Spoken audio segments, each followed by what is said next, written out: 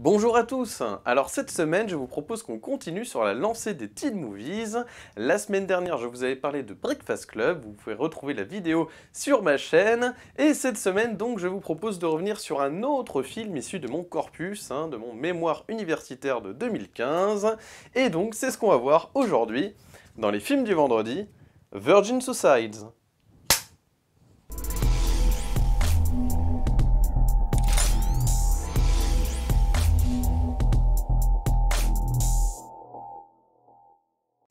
Salut à tous et bienvenue dans les films vendredi.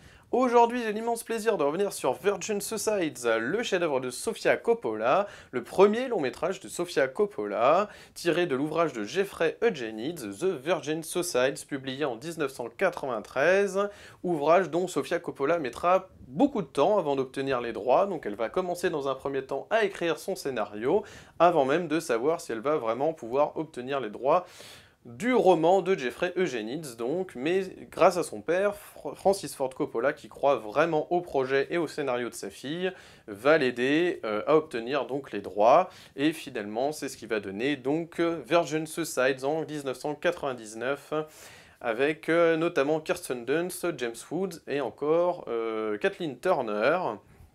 Donc un film sur 5 adolescentes de 13 à 17 ans qui vont vivre un véritable calvaire puisque retenues prisonnières dans le foyer familial.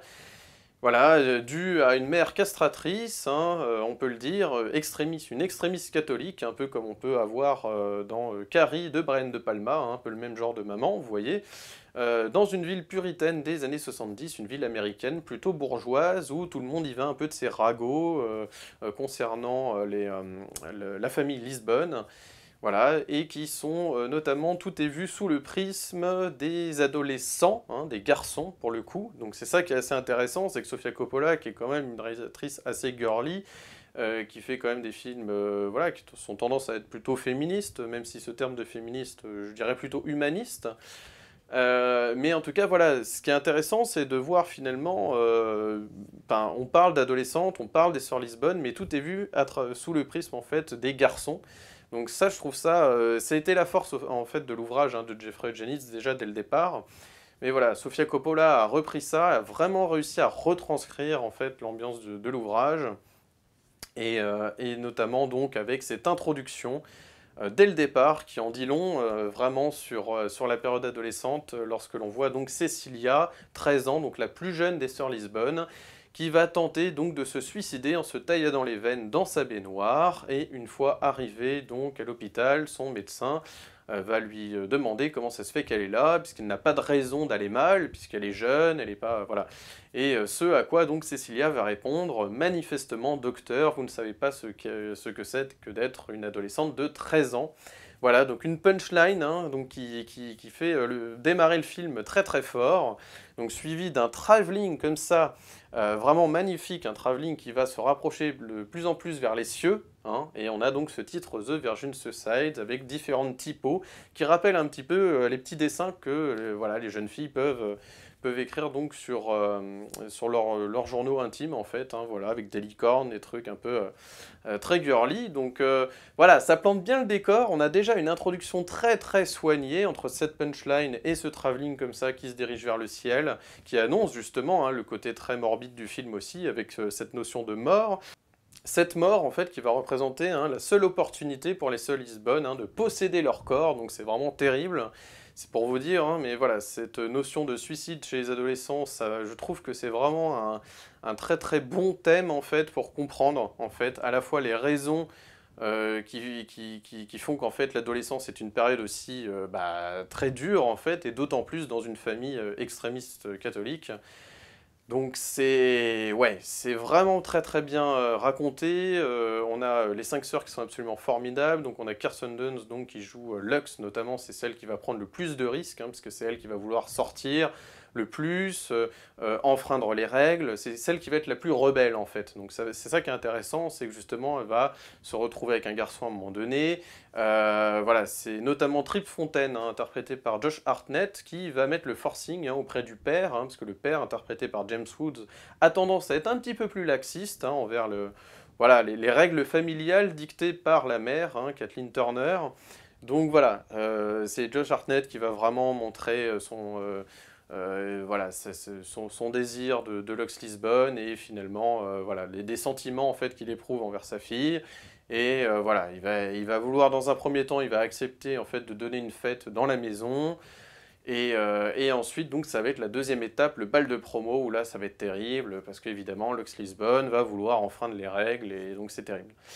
Voilà, c'est un film qui parle de la mélancolie, en fait, puisqu'on a aussi le, les jeunes garçons, plus tard, on les voit plus vieux, en fait, en train de raconter, en fait, de se souvenir du bon vieux temps, où ils épiaient, en fait, les sœurs Lisbonne avec un télescope, ou qui, euh, ou qui en fait, volaient leurs journaux intimes, en fait, pour essayer de les comprendre, pour essayer de rentrer un peu dans leur tête et tout. Il y a un côté un peu stalker hein, dans leur méthode, mais c'est vrai que vu qu'ils ne peuvent pas accéder, hein, ne peuvent pas leur parler aussi facilement, puisqu'il y a cette castration familiale, cette barrière de la famille, et notamment de la mère, hein, c'est vraiment la surprotection maternelle qui fait qu'ils ne peuvent pas accéder vraiment aux sœurs Lisbonne, et en même temps ils en font fous amoureux, parce que voilà, cette beauté diaphane, et voilà, qui rappelle justement aussi au niveau du style de Sofia Coppola, hein, quand elle montre un petit peu tous ces effets de lumière qui traversent les arbres. C'est vrai que ça rappelle un petit peu, donc, comme je vous le disais, donc, la beauté donc, de ces adolescentes toutes blondes, virginales. Voilà, donc ça rappelle évidemment aussi le fait qu'elles soient toutes blondes, etc., vierges. C'est vrai que ça fait écho aussi voilà, à tous les éléments, en fait, ça canalise un peu tous les éléments christiques, pardon, que l'on peut trouver dans le film et renvoie directement, forcément, à la mère. Voilà, c'est le fait qu'elle soit un peu toute identique comme ça, avec ces espèces de robes de chasteté où voilà, on voit rien, tout est bien enveloppé. Voilà, pour ne pas susciter le désir chez les garçons et donc les surprotéger encore une fois. Voilà, donc d'un autre côté, ça pointe vraiment du doigt les parents qui ont tendance aussi à surprotéger leurs filles, leurs fils, et qui, voilà, forcément partent mal dans la vie puisqu'ils ne pourront pas forcément s'émanciper et pouvoir justement se débrouiller seuls, et arriver à construire quelque chose. Voilà, c'est cet égoïsme de la part de certains parents de vouloir posséder à tout prix leurs enfants et voilà, de les empêcher de prendre leur envol. C'est très très dur, hein, parce qu'on comprend aussi d'un autre côté les parents, on comprend, voilà, tout n'est pas manichéen, tout est compliqué, voilà, il n'y a pas de mauvaise intention chez la mère, mais en même temps, voilà, ce côté catho, vraiment à 3000%, c'est vraiment un extrême, c'est pas le problème voilà, c'est vraiment l'extrémisme en fait dans la religion aussi qui fait que aussi certains parents peuvent aussi être dictés par des choses qui sont, qui sont beaucoup trop dures en fait à endurer pour des jeunes hommes, pour des enfants quoi. Donc là en l'occurrence voilà des adolescents qui sont des adolescentes qui ne demandent qu'à devenir femmes, voilà, à faire leur chemin quoi. Et cet égoïsme de la part donc de la mère Lisbonne c'est vraiment, c'est ce qui est le plus dur en fait, parce que c'est terrible. On se dit, mais si cette mère n'était pas comme ça, enfin, il y a de fortes chances que les sœurs Lisbonne auraient été beaucoup plus heureuses, et on le voit, parce que dès qu'il y a des moments de fête, de joie, où elles rencontrent des garçons, où elles aiment bien se rendre désirables, voilà, c'est exactement comme Carrie, hein, de ce point de vue-là, hein, Carrie de Brian De Palma, que je vous recommande d'autre part. Voilà, on a un traitement de l'adolescence qui est un peu pareil, hein, ce rapport à la mort, ce rapport à la mère, qui est très compliqué.